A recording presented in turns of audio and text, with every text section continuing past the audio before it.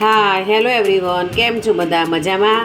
આશા રાખું છું કે બધા મજામાં છો. જય શ્રી કૃષ્ણ. પંચાલ બેક્સ ચેનલમાં આપ સૌનું સ્વાગત છે. આજે હું જે રેસીપી લઈને આવી છું તેનું નામ છે શાહી પનીર. અત્યારે શિયાળો છે એટલે શાકભાજી પણ કેવા ફ્રેશ મળે અને ખાવાની પણ મજા પડે. એટલા માટે આજે આપણે બનાવીશું શાહી પનીર. શાહી પનીર બનાવવા માટે અહીંયા મેં લીધા છે 8-10 કાજુ, એમાં 2 ચમચી ખસખસ. હવે એને આપણે ગરમ પાણીમાં થોડી વાર માટે પલાળી રાખીશું.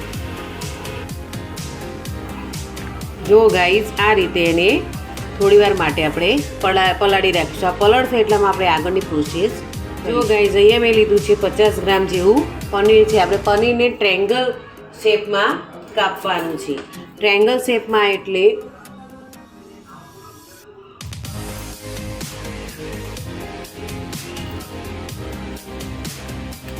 જો આ રીતે આપણે ટ્રાયેંગલ શેપમાં બધા ટુકડા કરી લઈશું.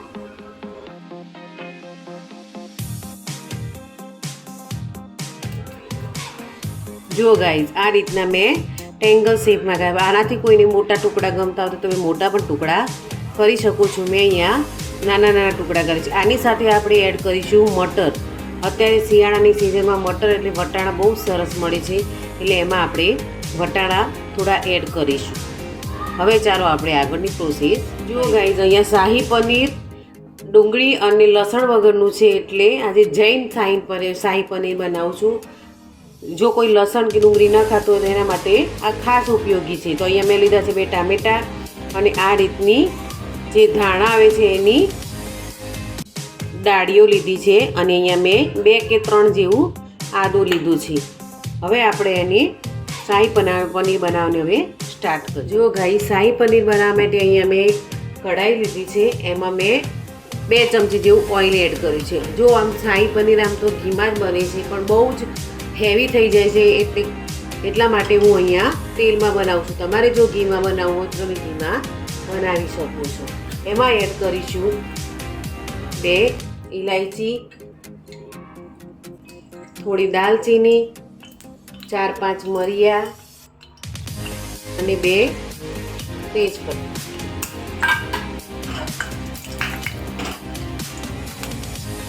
એમાં એડ કરીશું ચપટી હિંગ.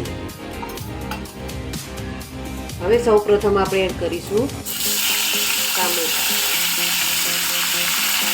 પછી આદુના 2 ટુકડા.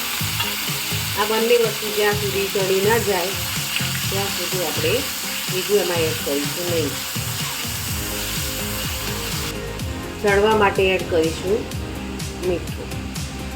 મીઠું અહીંયા એડ કરો છો એટલે આગળ એમાં એડ કરતા સબ્જીમાં એડ કરતા ખાસ ધ્યાન રાખજો કે ખારું ન થઈ જાય. હવે ટમાટરને આપણે થોડુંક ચડવા દઈશું.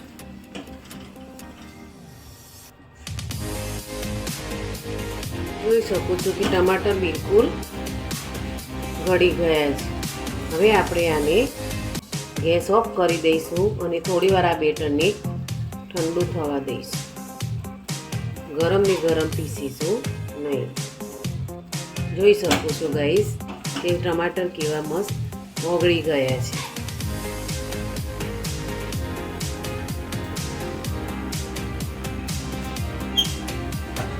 હવે ગેસ ઓફ કરીને થોડી વાર ઠંડુ થવા દઈશું. જો ગાઈસ, હવે આ બેટર બિલકુલ ઠંડુ થઈ ગયું છે. હવે આપણે એને મિક્સરમાં ક્રશ કરી લઈશું. ચાલો આપણે મિક્સરમાં ક્રશ કરી લઈએ.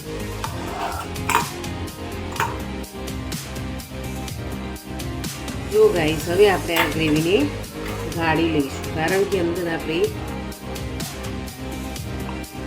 લવિંગ અને બધું એડ કર્યું હતું, એટલે એમાં થોડા એના ટુકડા આવવાનો ચાન્સીસ રહે છે. એટલે આપણે એમાં એને ગાળી લઈશું, એટલે કે બધું જે છે એ બધું નીકળી જશે. જો ગાઈસ, જે પતીલામાં આપણે જે બનાવ્યું હતું એમાં જ એ પતીલું આપણે પાછળ ગેસ ઉપર મૂકી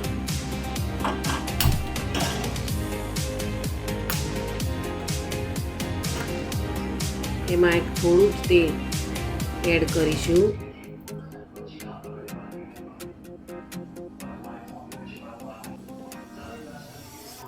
હવે એડ કરીશું કાશ્મીરી મરચું. આ મરચું તીખું નથી, પણ ખાલી કલર માટે જ એડ કરવાનું હોય છે.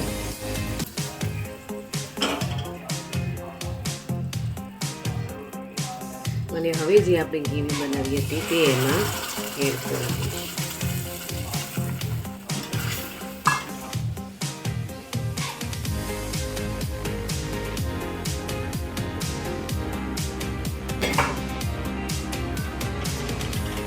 અને હવે એડ કરીશું એમાં અમૂલ ફ્રેશ ક્રીમ.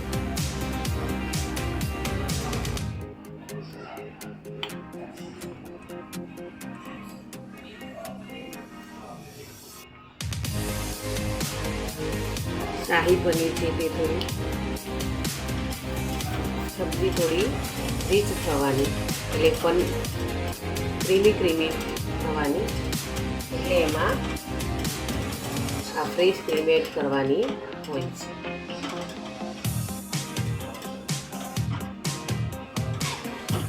હવે આ સ્ટેજ ઉપર તમે મીઠું કેવું કોઈ ટેસ્ટ કરો, ઓછું હોય તો તમે એમાં એડ કરી શકો છો.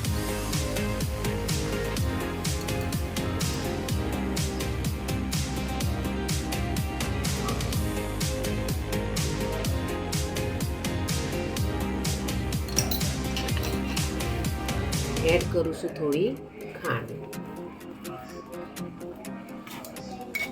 ખાંડ બિલકુલ ઓપ્શનલ છે, તમારે એડ કરવી હોય તો જ કરી શકો છો. કોઈને ન ગમતું તો તમે એને એવોઇડ પણ કરી શકો છો. હવે આપણે જે પનીરની ટ્રાયેંગલ શેપમાં કાપ્યા તે એમાં એડ કરી દઈશું. એટલા માટે કે જે એનું કાચું હોય પોટ એ બધું એમાં કૂક થઈ જાય અને આ વટાણા પણ એમાં જોડે જોડે કૂક થઈ જાય.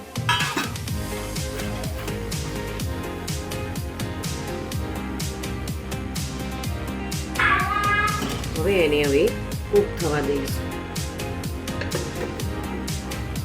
માં એડ કરીશું કસૂરી મેથી.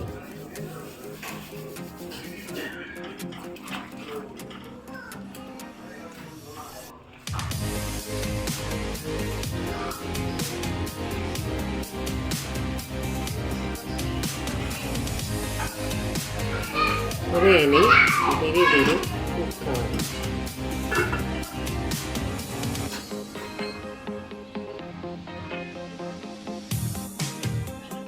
ગાઈઝ, હવે આપણે આ સબ્જી બિલકુલ તૈયાર થઈ ગઈ છે. મસ્ત અને સુંદર, દેખાવમાં પણ કેવી સરસ અને બિલકુલ હોટલ સ્ટાઇલ.